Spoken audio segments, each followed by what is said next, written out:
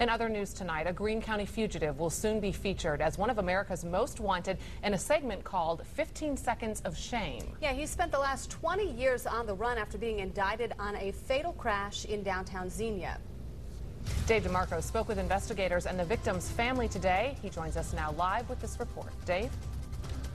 Well, the suspect in this case was a Saudi Arabian college student. He gave court officials a brown paper bag filled with $25,000 for bond and has never been seen again. Michael Brennan still has the police report that's meant to explain why his mother lost her life at the age of 79 on her way to get her hair done. The impact was tremendous at 60-some miles an hour. They figure a minimum of 63 with no brakes. And you can only imagine what that feels like when you're rear-ended by that. I'm surprised anybody survived. His aunt was pulled from the burning car at church in Detroit Street. The man accused of causing it, Abdul Rahman Al-Bliss, was arrested. He explained to prosecutors that he'd been fasting for Ramadan and had trouble driving. They lowered his bond from $500,000 to $25,000. A couple days later, a Saudi Arabian pilot from Wright Pat bailed out the Central State student studying abroad on scholarship through Shell Oil. It's just to guarantee your appearance, but I think some people, when they look at what they're facing, I think they're willing to sacrifice anything for their freedom.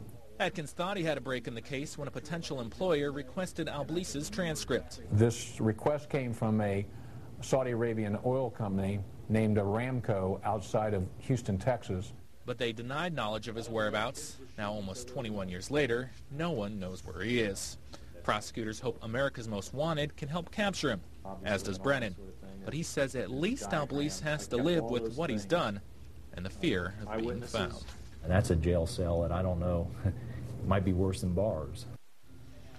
America's Most Wanted has not announced when it will air that story on Al-Bliss. Now, if you have any information on his whereabouts, please contact the Greene County Prosecutor's Office. Reporting live, Dave DeMarco, 2 News on your side.